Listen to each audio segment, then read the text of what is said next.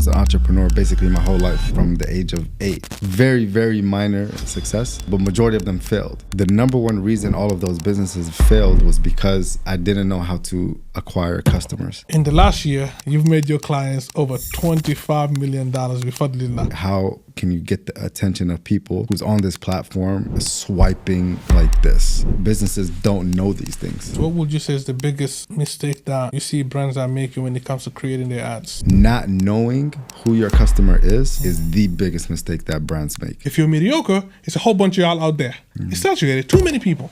But if you're good, it's never saturated. The most important skill in business is marketing. And the most important skill in marketing is copywriting. We're both Muslims, we're Muslim brothers. Just that alone should be like, I want to be able to support you and I want you to also support me. If you come across this podcast, alhamdulillah, you're blessed. Assalamu alaikum wa rahmatullahi wa barakatuh. Abu Abdullah here. Before we get into the podcast, I'd like to welcome you to the Medina Project, a podcast dedicated to empowering Muslims with financial independence, locational freedom, and a legacy of righteousness bi-idhnillah azza wa jal. We're here to help and inspire Muslims like you to break into tech, real estate, and entrepreneurship, to build businesses that serve the ummah. On this podcast, we highlight Muslim entrepreneurs and their businesses, share with you game-changing insights, and give you the tools to transform your life so you can better serve Allah and your community. If you're ready to take that step with us, all I ask of you is to subscribe to the Medina Project, share to spread the khair, and join us on this journey where we're building stronger Muslim communities, one project at a time. Bismillah, alhamdulillah, salatu wassalamu ala rasulillah, sallallahu alayhi wa sallam. Assalamu alaikum wa rahmatullahi wa barakatuh. Wa alaikum salam wa rahmatullahi wa barakatuh. Hayyak Allah ya akhana Mahad. Ya marhaba. This has been long coming, Akhi. Yeah, bro. So we're going to dive right into it, and I got the questions for you, bro. SubhanAllah. Take it easy on me, Sheikh. Barakallah fiqh. So, Akhi, before I dive into some of these questions, for those who don't know you, who is Mahad Abu Sufyan? First of all, Jazakallah khair for having me. Barakallah fiqh. Mahad, I'm just Mahad. I'm Mahad, founder of AdOS, an ad creative agency that helps e-commerce brands go from 1 million to 10, basically from 7 figures to 8 figures. Alhamdulillah, I worked with quite a few brands over the past couple of years. Yeah, living in Dubai now, alhamdulillah.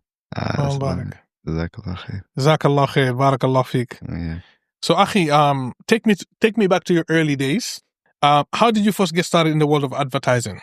So advertising for me, it started off back in 2017 or 2018 after many failed startups. I was an entrepreneur basically my whole life, from the age of 8, and a lot of businesses, that I've started, some succeeded, very, very minor success, and but majority of them failed.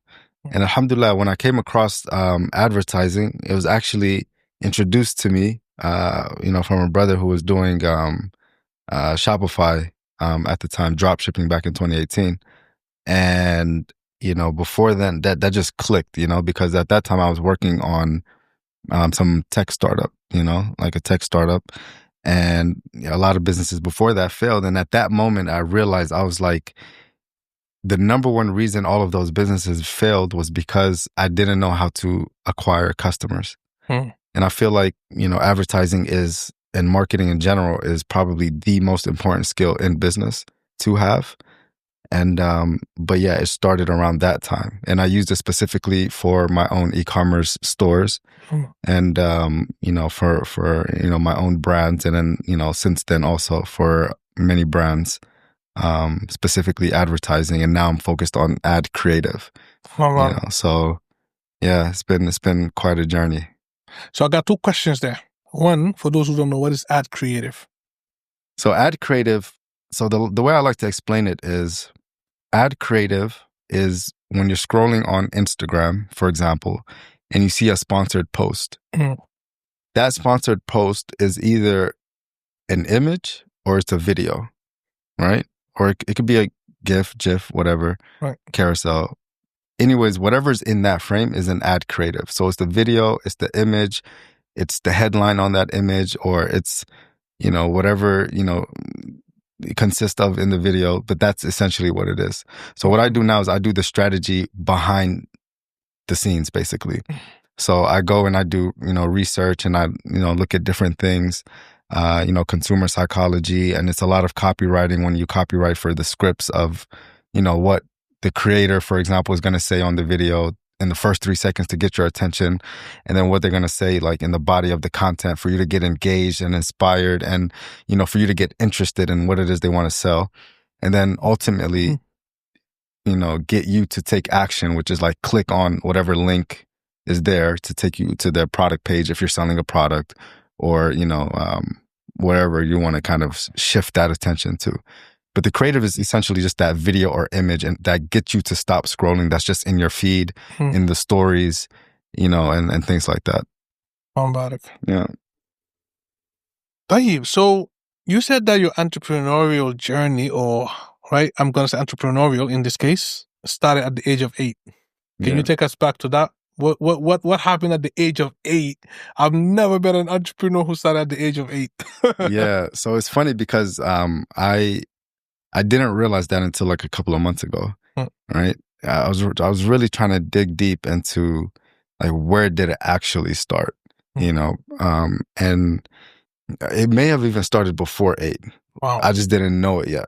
So like I was the type of person, like for example, like I would own something, like a video game or something, for example, at that time, right?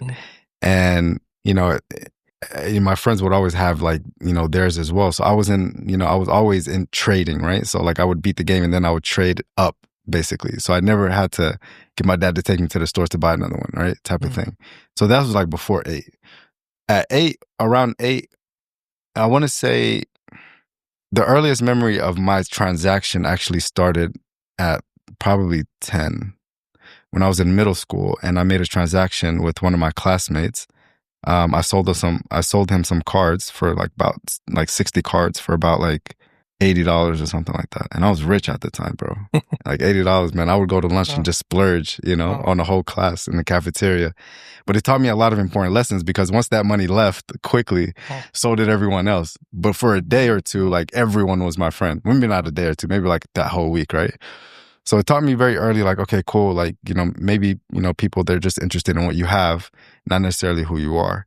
But nonetheless, that was like around 10. Shortly after, maybe like a year or two later, I was getting a haircut, one of my barbers, at that time. And this is kind of when Facebook just came out. And he told me, he said, I don't know, like some kind of vibe kind of came off of me where maybe I was a tech nerd or something like that. But something told him like to ask me, hey, can you open me a Facebook account? I was like, yeah, sure, And he had a barbershop where it was like very interesting. Like it was like African culture type of vibe. And I remember I took my dad's phone at that time. I think it was like a Nokia or something, or a Motorola or something like that. So I took pictures, very low quality pictures. I went home, I opened up a Facebook account, and I just uploaded those pictures, and I put the barbershop name. And then I just went back for the next haircut, and I was like, here's the login, right? And he was like, okay, cool. How much? I'm like 11, like I don't know. I remember the most money I've made so far was $80. So I was like, $100. So he gave me like a crispy $100 bill. Wow. And I was like, okay. Which is funny because that was a long time ago, right? So it's like now, back doing Facebook ads for e-commerce brands, it's like such a full circle. Right. But yeah, that's like kind of the earliest memories I have of my entrepreneurship. You were making $100 at 11 or 12 years old for probably an hour of work. Yeah, man, that was the easiest money I've made since. Allah Mubarak. But the beautiful thing is when you do tap back into these memories, you start connecting the dots and seeing that the entrepreneurial journey actually started a long time ago. The spark was there, bifadlillah.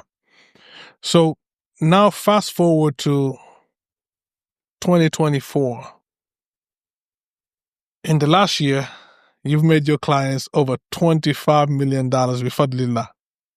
I mean, that's a great achievement, and that says a lot about the service that you offer, right? So what was a turning point where you realize that you feel like you have mastered the arts of ads? Well, I wouldn't say I mastered it yet because it's so deep, But alhamdulillah, yeah, I feel like the turning point was when you just put in enough reps. I feel like there's no real like shortcut or way around it where it's like this was the turning point. It was really just like a continuous series of small turning points, you know. So this is something that I've been, trying to master for several years, and still feel like I have a long way to go. Because it's all a learning experience, I feel like every time, like knowledge never finishes, right? Let alone the knowledge you actually put into action. I feel like I'm not even putting all of what I've learned into action yet because it's just so, it's just moving so fast and things are constantly changing. But yeah, it's a series of small turning points that really started to take off maybe like 2021 when TikTok hit the scene with their paid ads. Alhamdulillah, like I grew my brand like pretty big on TikTok. It was an e-commerce brand. It's very creative focused because TikTok is really just all about the visuals, the audio, what you have on there, instead of like behind the scenes, like it was back in the day, like who to target, select this demographic at this location, whatever the case is, which we call media buying. Right. So this was more creative focus. It's like, how can you get the attention of people who's on this platform swiping like this, So yeah. I feel like since then until now, it's been a lot of turning points. Allah Barak. Yeah, alhamdulillah. And still a lot more to come, inshallah. A lot more to come. Alhamdulillah. Yeah. So I'm going to shift just a little bit, but still staying on, obviously, business. Sure. So you made the decision to make hijrah bi fadlillah azza wa jal, and here we are in the UAE, alhamdulillah. How did that shift your perspective on business and your approach to growth? Like you making hijrah and then, you're doing business. Like, has that affected any way, your perspective on business and growth? Everything. Nothing really worked to the level of skill that it's working right now before I made hijrah. So, and yeah, it's a direct correlation, I believe, of doing hijrah, and so to answer your question, it changed my perspective on everything, like doors are open that never opened before, and yeah, everything. Everything. Alhamdulillah. For those still on the fence about making hijrah, take that point. Yeah. Yeah. Alhamdulillah. Mumtaz. I mean, we're probably going to touch back on that again, inshallah. But I want to go back to your journey and transformation a bit, right? Yeah. And there's a lot of interesting stuff. So can you walk me through some of the early mistakes that you made in the advertising world, right? Like, what were those first ventures that didn't go as planned? The first thing that came to my mind, I remember, I just moved to a new city, and like at that time, I had a cell phone repair business, and I was like, I was thinking one night, I was like, you know what, I want to be like the Uber for cell phone repair. So I spent a lot of my time focusing on the name, the logo, putting together like the website, all these things that you would think like one has to do when starting a business, right? And I did all these things. It took me like months to do it. And then I moved to a new city and I was like, okay, now everything is done. I need to get customers now. I had no idea what to do. So I was like, okay, let me print out some flyers and let me just like growth hack this, right? Let me just see if I can just go on the streets and just see like who has a broken phone, right? But I was like, that's going to take too long, passing it out to one person at a time. So I was like, I went to this gas station, I remember, and I put the cards in on the gas pump, right? On every gas pump. And like one guy, like I remember he was at the gas pump. He told me, he said, like what is it? Like he looked at the logo. He's like you fix houses? Because like the logo, it was so yeah, it was bad. It was pretty bad. It was like a picture of a house with like like a phone as the door, broken phone, and then like some wrench or screwdriver or something. It was pretty bad. And I was like, no. He's like, dude, you need to take these down. Like he just told me straight. I was like, okay, cool. But I left them there. And I went home thinking that, okay, cool. Like everyone is gonna call me now, because I had this philosophy. I was like, I had this strategy that, okay, cool. Everyone that's driving on the street, like on the highway, stuck in traffic, 1 out of 10 cars has a broken phone. I was like, I just need to just get as many people. I don't know why I thought like that, but just get 10% of those and you. Yeah. And it's specifically like people driving. I don't know why, but I put it in the gas pump, went back home. No one called me at all. I went back the next day just to see like, okay, how are people reacting with it? Because I got one bad interaction, like as I was posting it up. So all of them got taken down. Like it wasn't even there anymore. So I was like, okay, cool. So what do I do now? I was like, okay, cool. Let me just get everyone's phone numbers and just like send them a text message or something. Like, because I know SMS, I used to get them all the time. Right. I didn't know how they would do it. I didn't even know like you had to like consent or anything, because I never consented. Every year till today, they're like, oh, vote for this person and this and that. I was like, I never gave them my number, you know? So I got like, I don't know, like some registry. I don't remember the details, but I remember I got some phone numbers and, I sent out like a blast text message to like over 1,000 numbers or something like that. And like nothing happened. I remember nothing happened there. I was like, okay, what do I do? Like, I don't know what to do here, But it's crazy because that was right before, just a couple of months leading up to like when I found out about like Facebook ads or ads on social media. Then that just shifted everything. I was like, I've been doing it wrong. I've been living in like the old archaic times of ads, right? But yeah, that's a lot of mistakes in between that, yeah. So when you were scaling your business, right? And I'm sure you're still scaling it now. Yep. What would you say has been the hardest decision that you had to make? Like what goes on through your mind when you have to make these decisions? The hardest decision I have to make in business. In terms of scaling and growth. The hardest decision as far as scaling my business was finally not being like making the decision to not be the person that does everything, which was very recent. Yeah. For a long time, it was just me, just by myself, just wearing all the hats in the business. And I know many brothers who are in a similar situation. So making that decision, like, okay, I need some help here, was a pretty big decision in something I knew absolutely nothing about. And that was fairly recently. So yeah, it's hiring and delegating. It's a challenge. It's a challenge. But that's the only way to scale my type of business, at least. Right. Most businesses. Right. You have to scale with people. Right. And that's a whole nother skill that you have to learn. Because an entrepreneur, like, you just learn the skill that you monetize at that time. If you do websites, you just learn how to do websites. But then you have to learn, how do I get customers for my website agency, right? So you have to learn now sales, right? And you have to learn like where these customers are, how can I attract them to even sell them? Now you have to learn marketing, right? So it's like different skills that you need to kind of stack on top of each other. And I feel like once you build that foundation and you kind of scale as a one-person business, the only way to scale beyond that is just to delegate. And now you have to learn about hiring, training, retaining them, like the whole thing. And leadership, yeah, it's all new to me. And delegating is pretty hard because once we are used to getting things done ourselves, we trust ourselves. But it's hard to trust somebody else that they will deliver. Absolutely. And I talk to people, like I try to get, mentorship, wherever I can.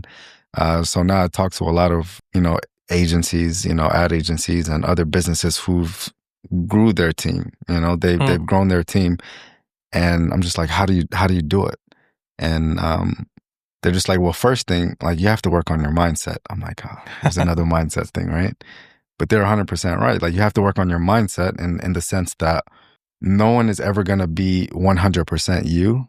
True. And that's all right, you know?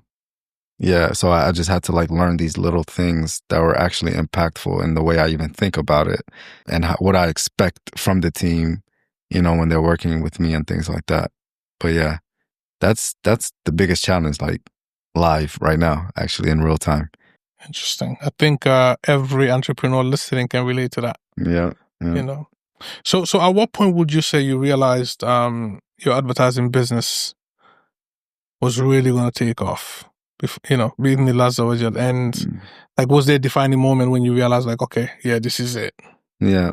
Well, honestly, truthfully speaking, before last year, you know, I was testing different offers, right?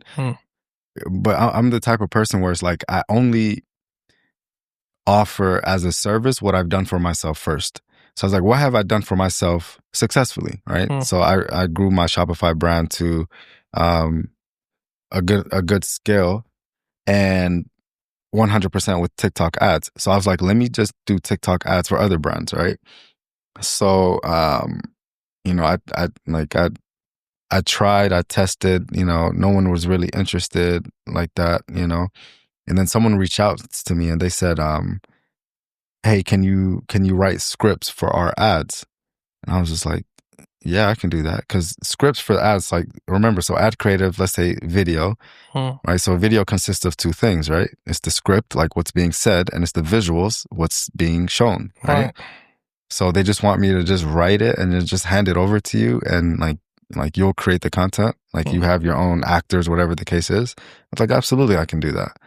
I didn't even know like that was a thing separate from, I thought I have to give you the full package, which wasn't true. So, you know, I did that for one brand last year, September, right? Right. And they call it creative strategy, right? So I was their creative strategist as a freelancer, and they brought me on September. They brought me on August, late August. Come October, we grew the brand from about 300K months to 1.2, 1.3 million. Wow. In October. And then the same for November. And then also in December. So it was about 4 million for that one brand, right? And as a creative strategist.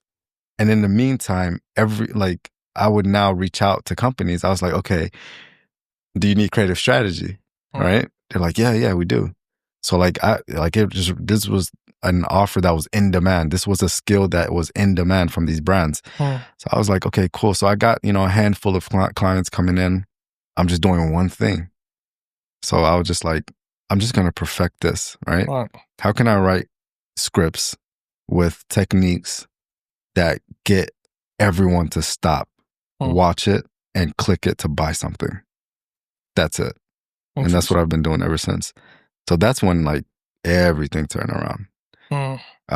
Because with brands, I would say, especially e-commerce brands, they're heavily focused on paid ads.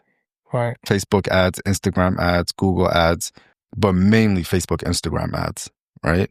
And with Facebook, Instagram ads, the ad creative is the most important thing. This is something that is known across the board.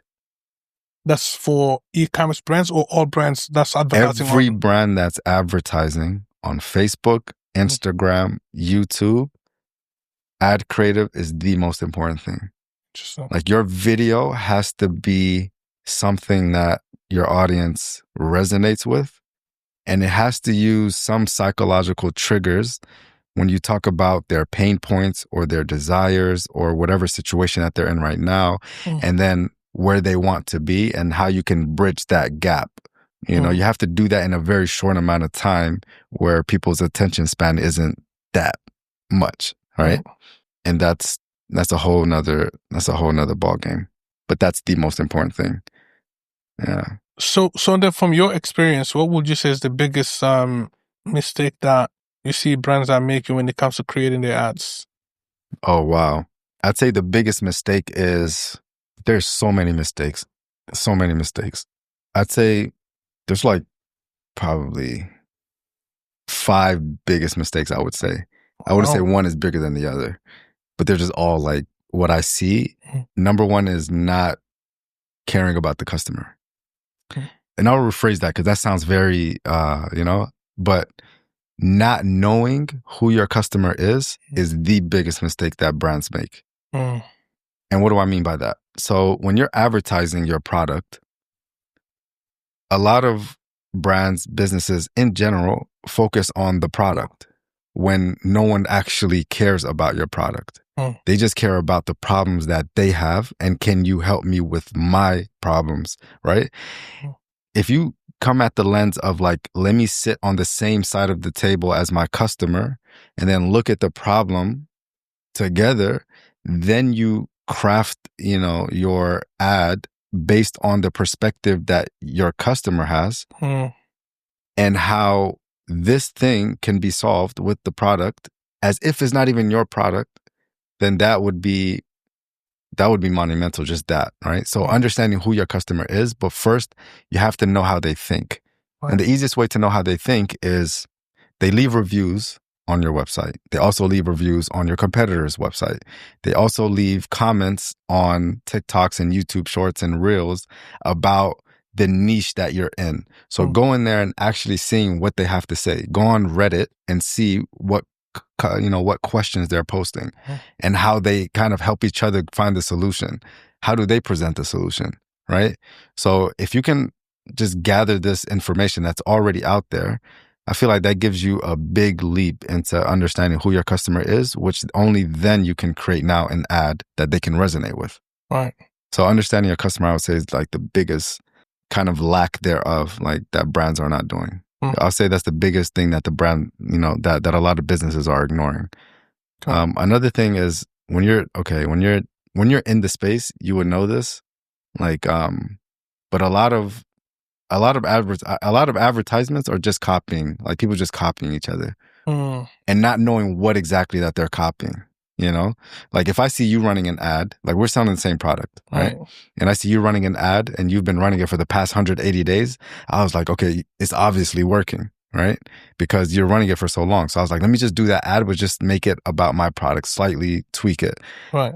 The ad is working for you. I don't know why it's working for you, But a lot of people, what they do is they just copy it and see if it's going to work for them when you don't even understand the customer research that they did, the consumer research they did. Where did they get the idea to begin with? What data are they working with? Like, how did it shape them to make this ad? Maybe they have insights about their customers that you don't, right? So if you're just copying it, that's not necessarily going to work for you. Right. But that's a common mistake that I also see, and amongst many things. But I would even just boil it down to just the first one, really, which is the most important one. Just understand who your customer is, because as I mentioned, the most important skill in business is marketing. And the most important skill in marketing is copywriting. If you know how to write scripts, if you know how to write headlines, if you know how to write stuff like that, you're good. But the most important skill in even copywriting is consumer psychology. Like if you understand consumer psychology, how they think about their problem, how they think about the solutions that already exist, how they think about the things that they've tried and failed them, all these different perspectives, then yeah, you're golden. There's a lot to unpack there. Yeah, I mean, so this knowing who your customer is, would you say does that fall under customer discovery? Yeah, essentially. Right. And is that something that you help with, or is that something that the client should come to you already knowing? That's the thing. A lot of businesses don't know these things. So they come to me when they've tested, creative, they tested ads, some worked, it got them to 100K, 300K, 200K, but they don't understand why it got them there. Therefore, they plateaued and they're slowly starting to dip, and then they freak out because their whole business is just built on ads. Right. So if the ads start to dip in performance, they come to me and they're just like, I tried everything. Now, what did you try? copied my competitors. That's exactly it. That's there. I would say I hear that more often than I'd like They actually acknowledge that? to. Absolutely. No, that's a strategy that's even like pushed out there. It's like copy competitors. There's whole software out there that's like multi 7-8 figures. Yeah. And the whole platform is just a compilation of just ads that you can copy. That's their whole business model. But you don't know the data behind that, whether they actually worked on that, or do they provide the data? Because I mean, how will they have the data? No. Yeah. No, these are just basically, because you can go now on Facebook and look at the ad library. That's basically, you can go to a brand, a business. If it's a business Facebook page, you can go and see what ads they're running, right? And you can save it on this tool. But without this tool, if they're running the ad, you can see the ad on, Facebook. This is, the ads that they're running right now. But as soon as they take the ads off and they're not running anymore, you don't see it anymore. But do you see what kind of results that ad has generated? No, you don't. So that's still misleading, right? The only thing is, so again, you go on Facebook's, for example, you go on a Facebook business page, you see an ad, right? You go on Facebook business page, you see the ads that they're running as they're live. If they're live, you will see them there. If they're not live, you don't see them there. So what this tool allows you to do, it allows you to save those ads. So even if they take them down, you can always see them. Right. But it's not just your ads that you save. You see every person who's ever saved an ad with this tool. Like you just see it here all the time. Interesting. Yeah. So, I mean, that's one of the tools. I would say that is like some businesses' only strategy is just to go to that tool, find inspiration, aka copy, and then just do it for themselves. Wow. Right? So they come to me and then they say, by the way, they don't have anything beyond that, right? That's why they come to me. No concrete data. Yeah, the only data that they go off of why this is a winning ad for them is how long have they ran it. That's a metric that they see, right? Which is like, oh, okay, they ran it for the last 30 days. It's still active. Okay, it must be working. Otherwise, why are they spending money on it if it's not? Because Facebook, it's a daily budget, right? So if it's like, maybe we plugged it on for the month and we just let it to run. That's what some people do, which is the dangers of copying. Some brands, they literally keep an ad live, spending like $1 a day. They don't care losing that money just to mislead whoever's going to copy them, thinking that this ad has been running for the past 2 years. That's a nice competitive strategy, right? So this is something that's known. Yeah, absolutely. So yeah, when brands come to me, they're just like, help. We've done a lot of random things. Something just worked for us, but we don't know where to take it from here. So I mean, I know your focus is e-commerce, right? But if you're working across different, if let's say you were to take on, I don't know if you've done that or not, across different industries, right? And if you stay strictly focused on that one, but if you were to take on different industries, or if you did in the past, how do you adapt your strategies to make sure that they work for each unique market? Is that like something that you have to think about? No, that's a beautiful question, because that's something I'm thinking about right now. I love it. So I started an Instagram, right? Like a couple of days ago, as you know. I plan on taking everything that I know about creative strategy and applying it to my own personal brand, right? And again, remember, like I don't offer this as a service to anyone unless I do it for myself first. Yeah. Right. So I'm the guinea pig. I'm gonna, grow my account, and inshallah ta'ala. I'm from Guinea, by the way. I'm happy to be a guinea pig. If you wanna grow my personal brand. No, absolutely. So that's the thing, right? Like I wanna be able to like document live like what works and what doesn't work. But this skill is, I've talked to many industry leaders. Well, not many, but I've talked to a few industry leaders, and all of them say that this is a transferable skill. Like this is a transferable like skill set. Like creative, instead of ads, you just do reels, which is the same short form content to get people to stop scrolling, to capture their attention, and to do something with that. Whether that's whether that's comment something down below, whether that's to follow for more, whatever the call to action is. But it's essentially the same thing. And yeah, I'll be copywriting my own scripts. Yes, it's scripted. All that. So different industries, again, it applies to every industry that's doing anything on social, right? The same principles apply no matter what industry you're in. You have to know who your customers are. You have to know where they are at in order to see what they are saying. And then you have to take what they're saying and not in a malicious way, but use that against them for their own good. Right. If you think your product or solution is actually good for them. That's something I think that anyone with a business could, hopefully knows that they need. Mm. Yeah. So what's the one thing that you wish every entrepreneur knew about advertising before they started? I'm leaning towards saying their customer because we just talked about that. But maybe there's some, maybe there's some other things because look, I mean, I'm an entrepreneur, right? And like I told you, I've always shied away from doing certain things, like working with agencies, right? Like we've run ads, we have our own team that runs some ads.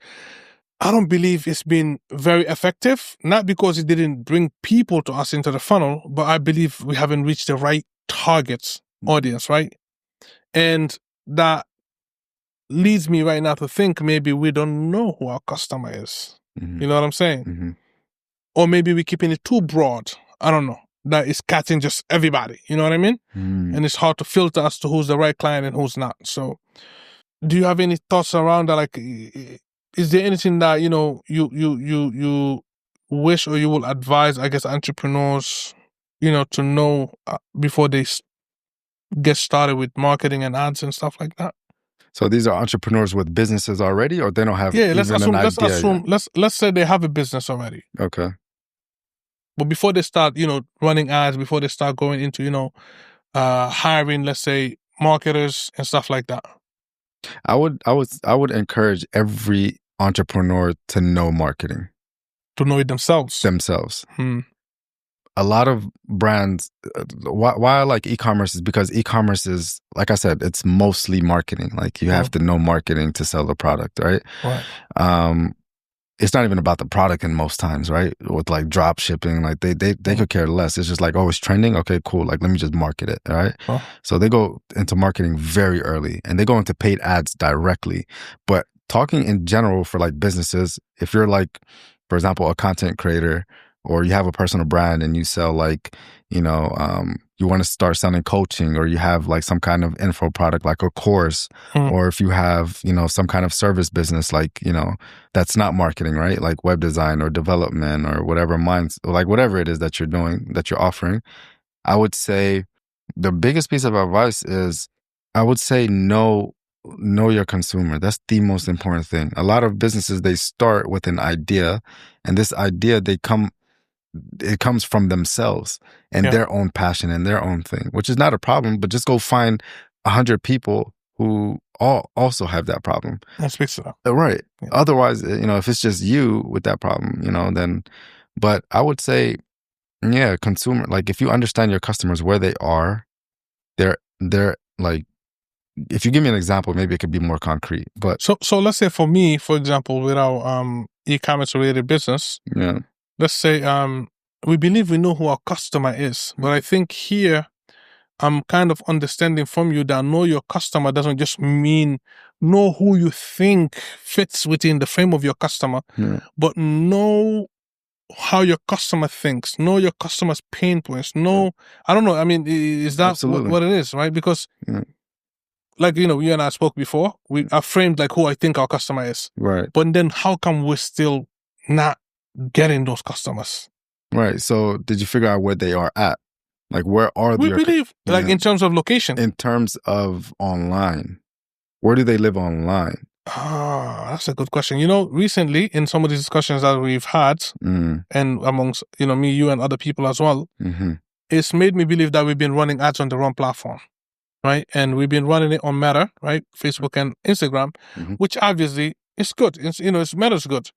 But people looking for products are not searching for those on Instagram or Facebook. Right. They're searching for them on Google. Right. If I'm looking for an iPhone, whatever it is, where do I go? Automatically, Google. Right. So I think our mistake is that we haven't been running our ads on the right platform, which will now target those clients based on those searches. So you're actually getting the person looking for what you're offering. Right.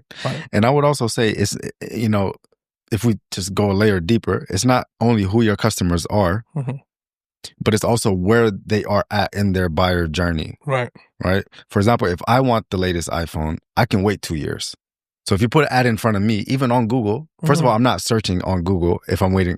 Like, I'm not there yet. I only search it on Google if I need it now. Like, if I'm hungry, I'm in my car, I'm like, food near me now. Yeah. Right? Yeah. So I am on Facebook and Instagram. I mean, I'm not personally, but I'm just saying, you know, like, if I were the customer who's like, okay, I need the latest iPhone, I see billboards, I see this everywhere. Like, I just know I don't really care. Right? But this is also another thing, right? It's not about me because I'm not the customer. A lot of entrepreneurs, what they do is they try to speak and think for the customers themselves. You can don't ever speak for the customers. Don't assume anything, right? Even all the way down to the fundamental, like what your business idea is. Like, that early, don't ever think is a good idea unless someone else who's willing to give you money says it is so.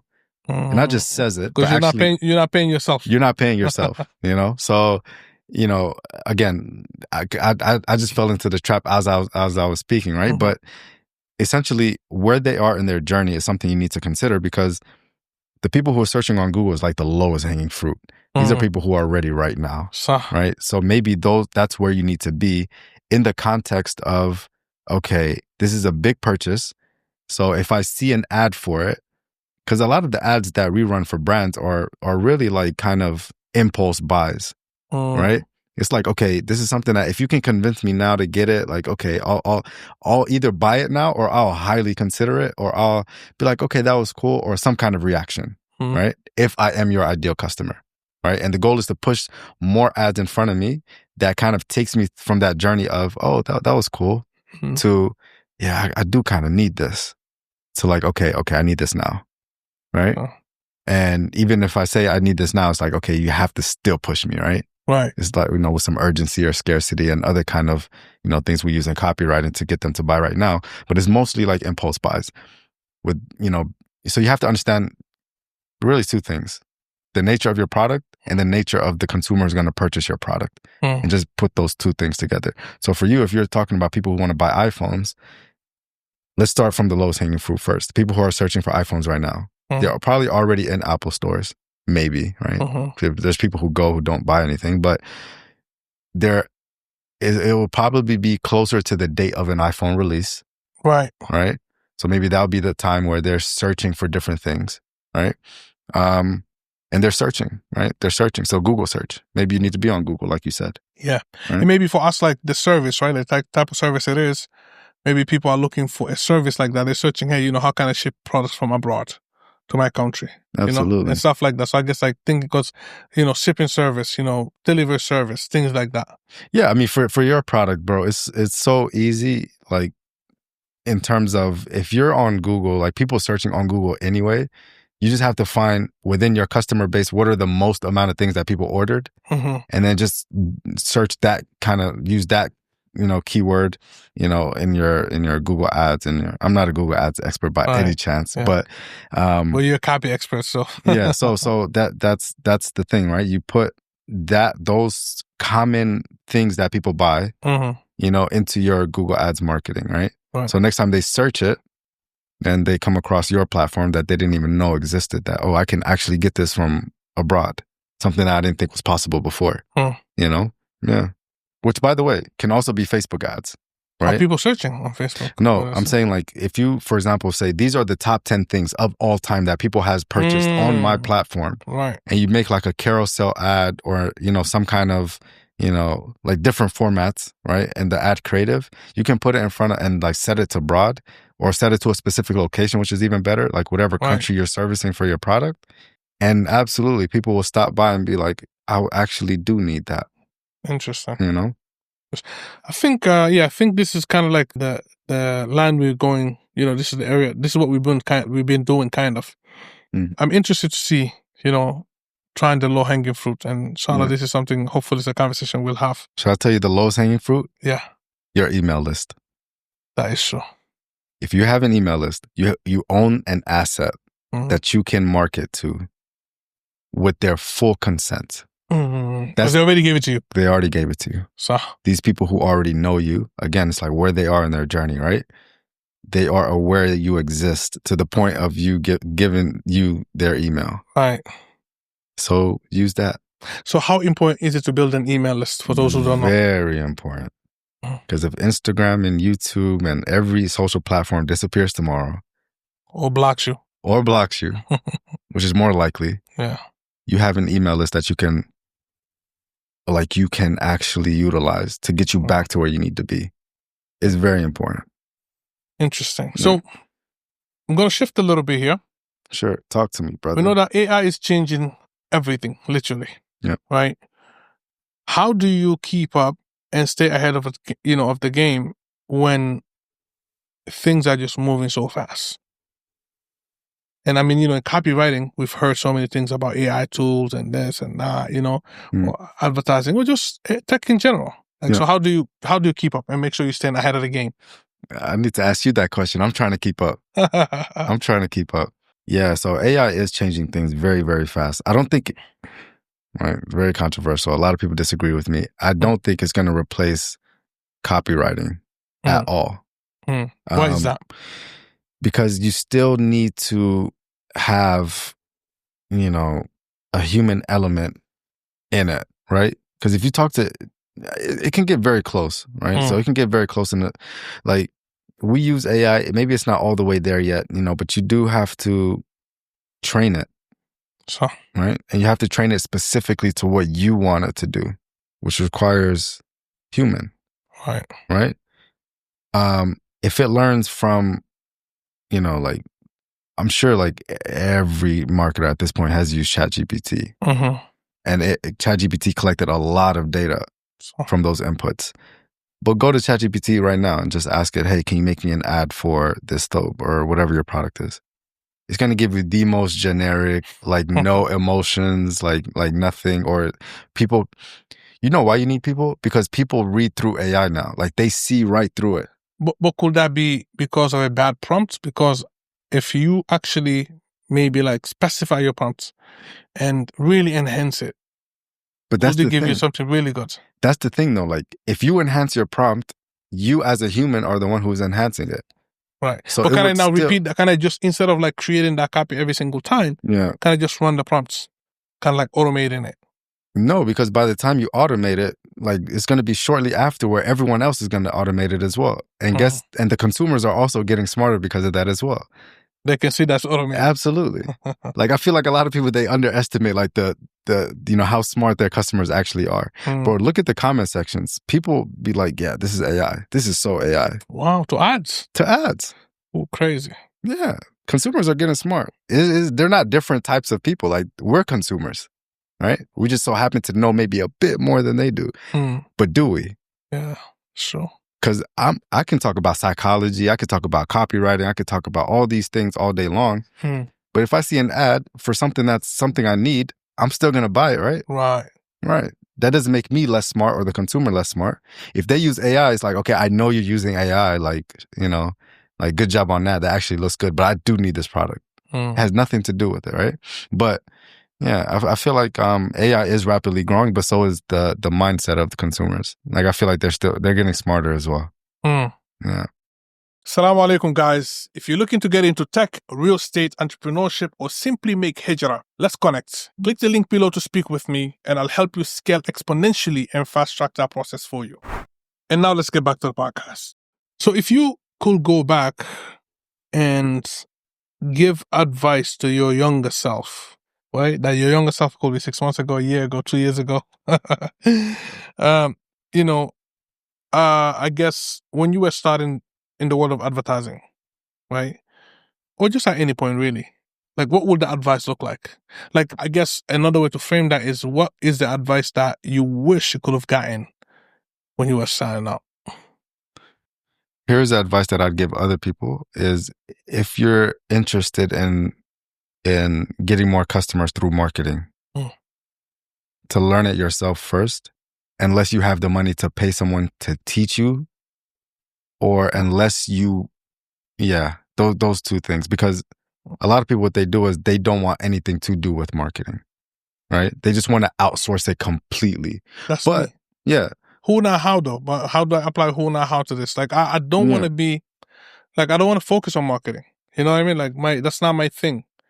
I'll rather pay someone that's their expertise, and just communicate what I need and they deliver that for me. Would that be the wrong approach to take? I think that's the wrong approach. Now, you don't have to be a master at it, but I would say you have to get decent enough in the skill. Otherwise, you're going to be hopping from freelancer to agency, and that's the rabbit hole that a lot of businesses, by the time they come to me, have went down that path of, I've tried all these agencies that burned me. I'm like, did they burn you or did you burn yourself? Because had you learned this skill and applied it, which is not hard, by the way, it's really not hard, you know. But if I did that, why would I need an agency or a freelancer? I mean, you're going to reach a point in your business where you're going to have to do that anyway. You have to delegate regardless, right? Because like I'm a marketer, but why do I need a team, right? Yeah, you're going to reach that point. To scale and you have to delegate eventually. But now I can delegate with confidence. Because you already know. Because I already know. It's like, for example, like, okay, if you're starting a tech startup, and you're trying to get, a technical co-founder, or better yet, or worse yet, you want to go to and outsource it to a development agency overseas or whatever the case is, and you know nothing about tech, which is your entire product. Let me ask you, like, is that a smart move? Done that. Yeah, but is that a smart move? Well, are there cases where that works? It's not a smart move that I don't know, and I don't have anyone on my team who knows. If I have someone on my team who I trust, like let's say a co-founder or a key, player in the team that knows, then that covers me, right? But if none of us knows, terrible. Yeah. I mean, if you have a co-founder it's the same with marketing. Right. Like if you have a business partner who's like, that's his thing. Right. And then you don't need to learn it yourself. So yeah. But I feel like, you know it. Yeah. But I feel like you still want to know some parts of it. The foundation. I said, at least not even immerse yourself, but just understand the core principles of it. Because these are things that like follow you everywhere. Right. I mean, how long are you going to keep putting Band-Aid on the wound every business you start? When this is something that's like, okay. And I feel like if I ask you why don't you like marketing, maybe there's like some things that you came across that kind of put you off, where it's like, maybe that's not marketing. Right. But like, you're building a product, right? You like building products. For sure.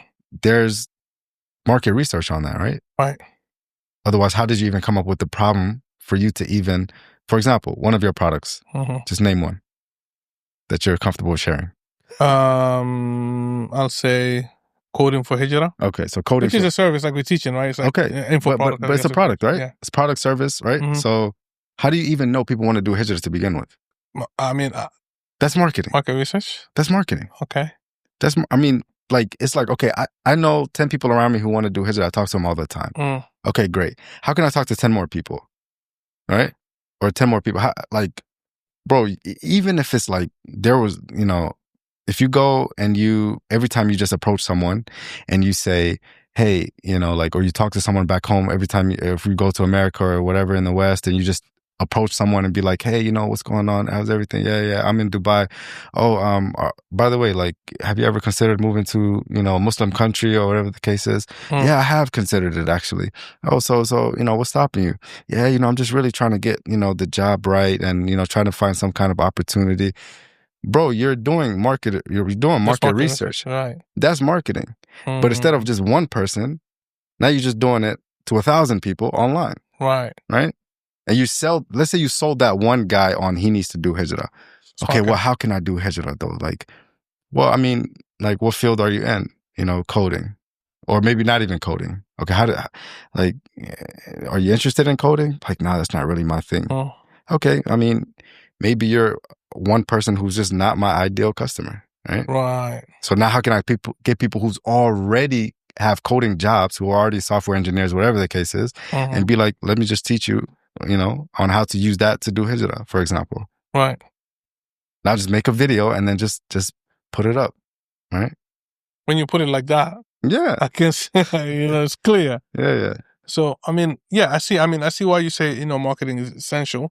So how do we, because some will say that the most essential skill that you can learn as an entrepreneur, as a founder, is sales. What's the difference between sales and marketing?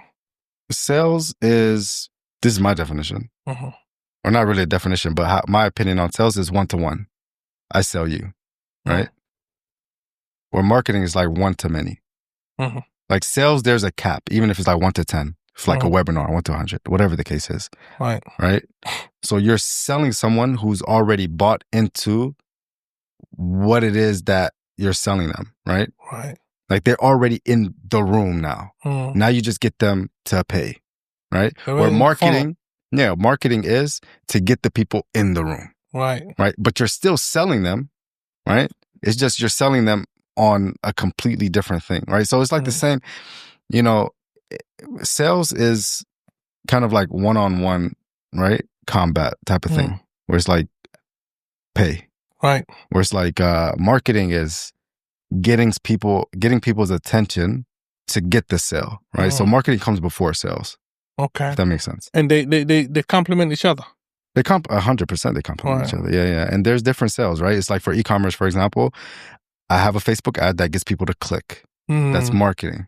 Right. Once they click, whatever's on the landing page and the product is selling them on the product, right? Convert them, yeah. Right. So marketing comes before sales. Got it. Makes sense. Yeah. They have to be marketing. Technically, you're creating awareness in a sense, or even though we can say awareness is part of marketing, Right. you're trying to get them to know actually this thing actually exists. Like my service exists. Right. It's there. Like, come and check it out. And then when they come, right. then we handle the final, execution to sell it to them actually. Right. Marketing is just getting attention. Sale is getting the money. Got it. Yeah. Interesting. Okay. What's next for AdOS? Ooh. What are you hoping to achieve in the next 6 to 12 months? Good question. So 6 to 12 months is just growing the company. Like my goal is to just grow the company. What does that look like? Like how do you quantify or how do you define that growth?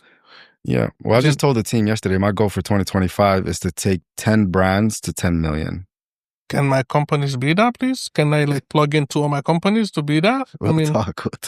E-commerce brands for AdOS. Huh? E-commerce brands for AdOS. Yeah. And absolutely, yeah, we'll definitely. We've already been talking. I already told you the whole strategy, bro. I'm waiting. Yeah. I'm waiting. I'm waiting like a client. This is like a client. You're looking for clients. Nah. I'm a client. My clients don't wait. Fruit. My brothers definitely don't wait. I'm a brother and a client, brother. Because look, I'll tell you. And a serious note. Yeah. One of the things I'm trying to achieve out of this podcast, and this is one of the things I was going to ask you. Yeah. Like, I want people to be aware of us as Muslim entrepreneurs. Yeah. Like, I want the next person looking for a marketer, for a copywriter, for ads, to not even think, there's AdOS, there's Mahad and his team, and they've done big numbers, Allahumma barak. I've seen some of them.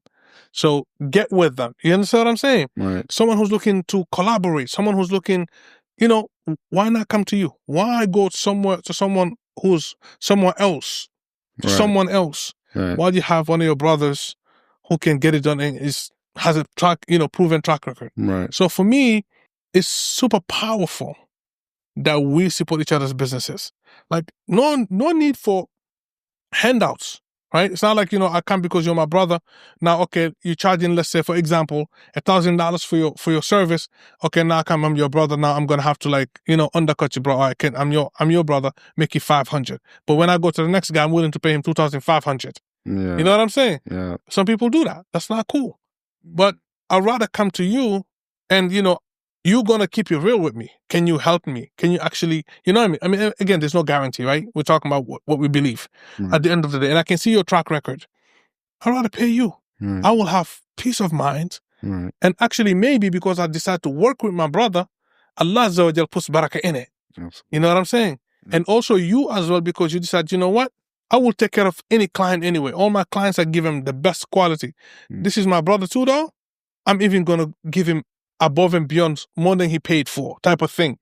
Allah puts barakah in what you're doing and what I'm doing. You see what I'm saying? Like both sides, like everybody, no one's being selfish. Everybody's looking out for each other and for the other at the same time. And we all win. We all eat, because at the end of the day, we're going to do these things anyway. So I'm hoping that part of this podcast is really that's why I want to highlight the entrepreneur. I want to highlight your business. I want other Muslims to look at this and be like, we need marketing, we got it. We need, anything else. We need tech, we got it. We need sales, we got it. Whatever you need is within this community, within the circle, right? Just like some other communities do. We already know, right? And we keep the money within, and you're keeping it within people who actually care for you about your success. So me saying I'm your brother and your client, legit, I mean it. You know what I'm saying? So take my money. Nah, it's well, that's very important to your point, man. That's very, very important. And like I'm glad you're doing that. That's very beneficial. Cool. You know, I feel like it's important that we look at it from the lens of, yes, we're keeping it amongst ourselves, like in terms of like we're both Muslims, we're Muslim brothers first and foremost. And then just that alone should be like, I want to be able to support you, and I want you to also support me, right? But it doesn't have to be like, oh, like let me just, if you're not going to give me results, then like I'm not gonna do business with you, for example, right? If you don't have anything to show for it. Now it depends too, right? I mean, it's like, okay, you just want to support with no expectations in return. I mean, go for it, right? But if you're like, okay, this is my business, I know you can help me, and you're showing me proof you can help me, and you're my brother on top of that, it's just like, yeah, what else you looking for at that point? Yeah, no. And we don't have to like settle for mediocre, right? Like we're not gonna work with each other because, okay, yeah, we just brothers. Like my own blood brother, you know, who's Muslim, my blood brother. If you cannot deliver, I need a house built. You know nothing about building a house, right? Or whatever I've seen you build is just crumbles. I ain't gonna hire you, right? I'm gonna hire but I will hire my brother who I know is competent. You know what I'm saying? Who's meticulous with what he does. He cares about his work, right? I would rather go to that person, right? So I think, you know, I hope we will be able to create that kind of community and atmosphere, right, amongst ourselves. But also the other thing I want to get out of this is, I want this to be a motivation for anyone, for example, thinking about, you know, let's say maybe they're already doing copywriting, right, and they want to grow in that. They can say, well, Mahad's done it, you know what I'm saying? So I can do it too. And maybe Mahad can be my mentor. Maybe, you know, he can, you know, I can hire him as a consultant. Maybe if he offers a class on this, I would love to take it, right? Stuff like that, you know what I mean? And I think there's also power to that, because now we not just limiting ourselves, you know what I'm saying? Now there's expansion happening, right? And you and I both, alhamdulillah, having made hijrah, leveraging skills that we've learned, leveraging, you know, business that we built. Why can't this brother or this sister do the same? They can. And I hope we serve as motivation for that as well. Yeah. Those are literally the only two pieces you need. It's like, let's level up our skills as Muslims. Yeah. And then let's help each other, you know, in the things that we already need. Like if like I have an AI app, which is, you know, like my vision, not 6-12 months, but to answer your question, it's a bit long-term vision. Is to build AI software around, you know, marketing and advertising. I need people with that skill, right? So to have Muslims, right, who have that skill, and I know, like, I'm aware of them, it's just like, okay, that's really the only two things I need. So, do you have the skill? Can you deliver results? And I know about you, right? It's like, khalas. And what I mean by know about you means like, I know you exist, right? So, you know, podcasts like this, right? For sure. It's very important. For sure. You know, to just make aware to people that what you're looking for does exist. Right. And you can, there's so many benefits, you know, just by doing business with your fellow Muslims, you know what I mean? Yeah, for sure. I mean, you know, for you, I just in the last couple of weeks, just all the brothers, you know what I mean, that we've come across different industries, different expertise, you know, like these are all things that all of us need across the board. You know what I mean? So yeah, so one thing, Akhi, and Jazakallah khairan again for taking the time for coming on board. You know, this is just part one of like probably 10, right? So inshallah we're going a lot of different stuff we're gonna do. Inshallah. But it's just at least we do the intro right now. Alhamdulillah, we've been able to touch, you know, on business in general, on AdOS, and also on Hijrah a bit, right? Did I say that already? You said that. Yeah, I already said that, but Hijrah is so like crucial, gotta repeat it. Right? Fiikum barakallah. But there's another piece to this, like as far as business, how do you balance building, growing, running your business with your principles, making sure that you're not compromising, you know, your principles in the process? You said how can you balance? How do you create that balance? Making sure, like, like that you're doing what you got to do as your business. You got to grow. You got to take on clients. But at the same time, I'm not going to compromise. I'll give you an example. Like me doing, let's say, now real estate, or like when I was talking to Sam, right? What does that look like? I'll do real estate, but I'm not going to touch interest. I'm going to do real estate, but I'm not going to touch anything that isn't even shady, for example. I'm not going to take riba loans. I'm not going to help someone buy using interest, things like that. So, but I'll still find the right way to do my real estate business and not compromise my principles. Right? Yeah, that makes sense. Yeah, it does. Jazakallah khair. Exactly. Akhi, wallahi, to be honest with you, I feel like with every business, it's difficult, I'm not going to sit here and say it's easy. It's not easy. Very difficult. It's very difficult. Yeah. But once and it's funny, subhanAllah, even the non-believers, they say nowadays, have the abundance mindset where you don't even have to go far and wide to like find that in our deen, where it's like Allah is ar-Razaq. Yeah. When you realize that, and I'm speaking to myself, right? Like when you realize that, there's really nothing for you to compromise. Like there's no reason for you to compromise. You can learn creative, you can learn ads, you can learn, coding, you can do these things, you could learn real estate. But just the fact that you listen to this podcast and you see like brothers like you, we're doing real estate with no riba, that, and the brothers you bring up here, I'm not going to use myself, I'm not no example, but the brothers who come up here and, they show you that this is possible, and you, inshallah ta'ala, you have access to them. I mean, that is itself, it's like if you come across this podcast, alhamdulillah, you're blessed. Because you're inspired, number one, and now you realize that there's brothers who's done it, who's a bit ahead of you in the thing that you want to do, and they haven't compromised on their deen. And it's just like, okay, how can I reach out to that brother? And how can I get help from that brother? Or, like, how is it possible? And I just urge, like, for you guys to keep going and sharing and providing value. They say it all the time, provide value, but that's providing value. Right. There's many people right now who's like listening to your podcast, who's like, I want to do this thing. But I think the only way I know from my limiting beliefs, again, another word that they use, my limiting beliefs, I don't know that I can do it in the right way without compromising. That's what they believe to be true, So how important is mindset? I mean, you mentioned it earlier. Yeah. To be honest, mindset is important. It's very important. Mindset is very important. But before mindset, I would say,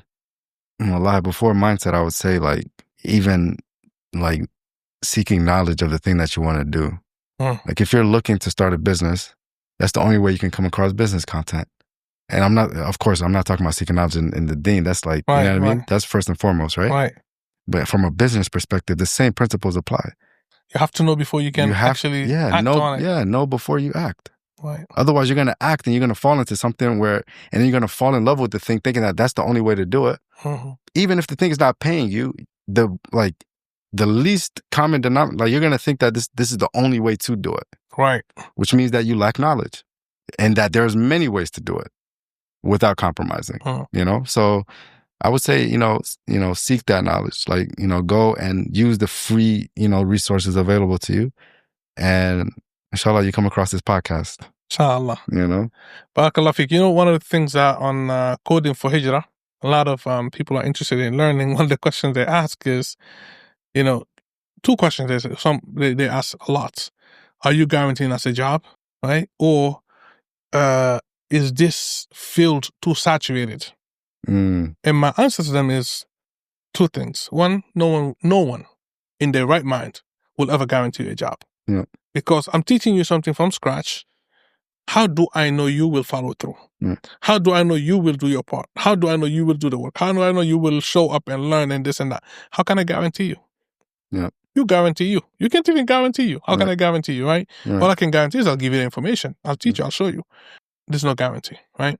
The second thing is, they say, is it too saturated? Before that, because I have words on both, but I just want to your point, that's 100% mindset. Yeah. But I'm gonna tell you how like mindset and like just awareness, knowledge, like how it ties together here. Because if you have the mindset of that makes you ask a person, can you guarantee me a job? Why don't you shift your mindset to see, okay, can I go and see who already took this path and found a job? Yes. Anywhere, and just see how they did it. Right. That is a more guarantee for you if it was written for you to get than to put that on someone else and say, hey, can you guarantee me a job if I do this? Right. But that's people feel entitled, Akhi. Right. Because they're saying that, you know why they feel entitled? They feel like if I'm paying you a certain amount of fee, a certain amount of money, then I'm entitled to the desired results, which is not true. Right. You know, you can come to me to teach you basketball and you can pay me money. Right. I can't guarantee you'll be a good shooter. Right. You know, I'll show you how to shoot. Yeah. I'll teach you how to dribble. Right. And you might suck at the end of the day, excuse my language. Yeah, right? That's just, I can guarantee that. Right. Right? So, but people feel entitled, or they feel like, you know, it's like you come in, I just give you like a shot of so good. And now, you know, you just, you know, Michael Jordan or whatever. It's like, it doesn't work like that. Right? You learned this thing. And the best teacher is experience. Yeah. Right? The best shooter is the one who practiced that shot the most. Right? The right way. Right. So that's one thing. I would say the second thing, though, is people saying, you know, isn't it saturated?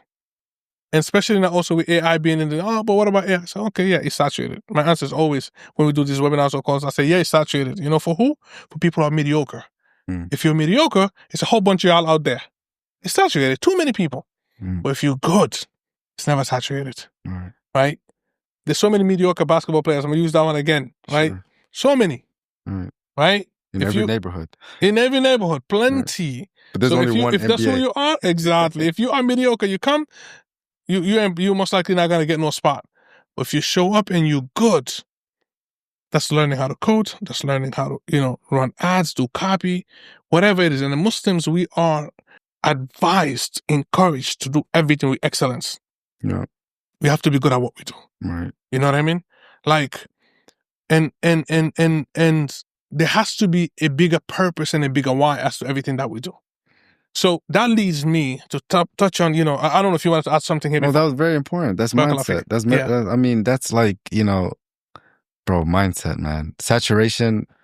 I feel like even shifting your mindset into, okay, even if this is quote unquote saturated, which you can't even really define, like how do you define saturated? Like, you know, there's businesses all around the world, right? They all need customers. There's nowhere near the, you know, amount of people who can get customers for businesses as there are businesses themselves, right? Coding. There's so many who learned the skill and just went straight to market because they was rushing to get that result. What if you just took an extra 3 months or 6 months, build a couple of projects, right? And then say, here's my portfolio. Why don't you do something as simple as like sending a little Loom video, screen sharing, introducing yourself? Like these are mindset shifts that separate you from mediocre to great. It's not necessarily like, okay, I have to build like the next big thing. Like, no, you know? Right. So it's just like small little tweaks that come after you switch that mindset from that's saturated, but I have nothing to do with that. Like, you know, I do something else. Right. Think, you know, believing, like, and again, mindset, believing that, first of all, something is possible. Yeah. It's like, you're halfway there, right? Yeah. And as Muslims, alhamdulillah, we know with certainty that we have a Rabb, a Lord, who's able to do all things. We say, Inna Allah ala kulli shayin qadir. You already know, this is like something that we know, we always use because that's what it is, right? And as the brother said at the event, he learned from this kid that called him on you know, the client, and said, yeah, I want to build $1 billion business. I want to prove to the world that Allahu Akbar is real. You know, Allah is greater than that billion. You know what I'm saying? Allah's capable of doing all these things, right? So that leads me to the last point I want to make, which is a tradition for the podcast. That okay, you already have a tradition already. The tradition is the alhamdulillah. I'm glad. And it's that everything begins with tawheed and it ends with tawheed. No. Okay. And as Muslims, bifadlillah azza wa jal, I believe we have the secret to success. It's either we will learn it, know it, implement it, and bi'idhnillah, benefit from the results of that. No. Every single person, every single human being that wakes up every morning, okay, who's an adult and conscious, is looking for something every single day. We're all looking for rizq in all its shapes and forms. Whether it is that you're looking for money, you're looking to get a car, you're looking to get a wife, you want a child, whatever it is you're looking for, it's all rizq. And we literally wake up chasing that. We go to sleep tired from chasing that, looking forward to waking up. Why we got all these plans? We got our calendar filled up. Bro, it's all rizq. And sometimes we forget that Allah Azza wa Jal didn't create us except to worship Him. وَمَا خَلَقْتُ الْجِنَّ وَالْإِنسَ إِلَّا لِيَعْبُدُونَ. We're not created for nothing except worship. So now, if we are intentional about the things that we do, subhanAllah, our day-to-day efforts become worship. Even so much so that I heard some say that even the food you eat, you are rewarded for it, because you are eating for what? So I can get the energy to worship my Lord. Now you're intentional. You know, I'm sleeping for what? So I can get enough fresh to wake up and worship my Lord. Because you're not created for anything except to worship Him. You know what I'm saying? You're having children for what? Huh? This is all through my worship of my Lord, because I hope to raise these believers, bi'idhnillah, who will worship their Lord upon tawheed and sunnah. You know? Bro, everything intentional then becomes worship. But there's something beautiful. And this is where the tradition comes in that I want to always put out in these episodes. Okay? And I hope people won't get bored, but even if they do, oh well. Sorry. Sorry, not sorry. Yeah? Sorry about that, sorry. Allah Azza wa Jalla says in the Quran, أعوذ بالله من الشيطان الرجيم, من يتق الله يجعل له مخرجا.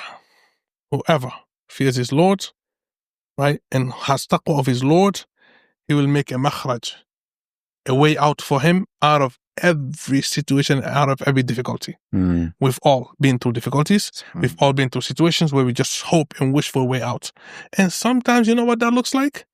That looks like just finding a parking spot when I'm desperate. Because I have an appointment and I'm late. Sometimes I just, I'm struggling. I need to use a restroom. I need the parking spot. I need to find a bathroom. Like simple things, mundane things. Sometimes I just need some water. Sometimes I need to pay my rent. Sometimes, my child is sick and I need medicine. Whatever that is. Sometimes I don't know where the next paycheck will come from. The next client. It's a makhraj. You need a way out. Solution? Taqillah. Huh? Did he stop there? No. وَيَرْزُقْهُ مِنْ حَيْثُ لَا يَحْتَسِبْ. And He will provide for him from where he could never imagine. We all seeking this every single day and night. Rizq. We here, literally, this is a rizq. That's why we're sitting here. Nothing else. And not just for ourselves. I'm hoping this rizq is for me, for you, for those who are listening. How do we get that rizq? Taqwa. Go back to the taqwa. Right? وَمَنْ يَتَوَكَّلَ عَلَى اللَّهِ فَهُوَ حَسْبُهُ. And whoever put their trust in Allah, Allah will suffice them. Whoever Allah Azza wa Jalla suffices needs no one else, needs nothing else. Literally. So, upon me and you and everyone listening is taqwa, and what else? And tawakkul. Right? So what after that? ومن يتوكل على الله فهو حسبه. ها؟ إن الله إن الله قد جعل الله لكل شيء قدرا. صح؟ لا. ومن يتق الله جل وعلا ويرزقه من حيث لا يحتسب ومن يتوكل على الله فهو حسبه. إن الله بالغ أمره لكل شيء. إن الله بالغ أمره. وقد جعل الله لكل شيء قدرا. Allah Azza wa Jal fulfills his promise for sure, right? But also, He has made for every single thing a decree. So the point I want to make with this is that I truly, sincerely believe, and I run myself just and my team, right? And again, I'm saying this at the end of every episode, that you have a formula. You, my brother, my sister, whoever you are, you're looking for success, you're looking for this. fear Allah Azza wa Jal the way He ought to be feared. But you cannot do that unless you get to know Him, as you said earlier. Al-ilmu qabla al-qawli wal-amal. Whether it's life, business, deen, you have to know first. Know your Lord, know your religion, know your prophet, know what is required of you. Because guess what? Your risk is guaranteed, actually, and you don't know. It's guaranteed, and you will get all of it before you die, whether you like it or not. But you know what is not guaranteed? Jannah is not guaranteed. So how do we leave that which is not guaranteed for that which is guaranteed? You're chasing risk that is guaranteed at the cost of Jannah, which is not guaranteed. And at the end of the day, there's only two places, Jannah and Jahannam. So we can talk all this business, we can talk about all this other stuff, yes, and it's necessary, we have to. Because at the end of the day, we have to work, we have to provide, we have to take asbab. But it's not at the expense, right? Like I read on a masjid in Egypt, subhanAllah, amazed me. He said, قُلْ لِلْعَمَلْ إِنْدِي صَلَاةٌ لَا تَقُلْ لِلصَّلَاةِ إِنْدِي عَمَلٌ. Right? Say to your work that I have prayer, not to the prayer that I have work. SubhanAllah, how many people say I have work? I have work, I have this and I have that. You know what I'm saying? Like, that's deep. So on this one, I went a little too far. But again, these ayats, I believe, are super crucial. And I truly believe that this is the formula to success. Not the only thing. There's so much more, right? Walillah alhamd. But if we just internalize these ayats, and some of the other ayats are some of the, the brothers are sharing as well, you have the success, you have the formula to success. You have to get up every single morning. You have to show up. You have to take action. There's no how can I say, replacing that. There's no way you're going to become the best copywriter, ads creator, coder without putting in work and practice. There's no way. But if you do it, you take the action while you have taqwa and you put your reliance upon Allah, bi'idhnillah azza wa jal, you will succeed. So that's my parting message. Jazakallah khair. Jazak. So what is your last advice? And that can be anything for our audience. Akhi, there's nothing that I can say that can come after that, Akhi. Jazakallah khair for having me. Wallahi Mufid. It's very beneficial. Barakallah khair. Wa jazak, Akhi. Beautiful reminder. I appreciate you. May Allah bless you for doing Amin wa iyak. Amin wa iyak. سبحانك اللهم وبحمدك أشهد أن لا إله إلا أنت أستغفرك وأتوب إليك. جزاك الله خير يا حبيبي. السلام عليكم. وإياك.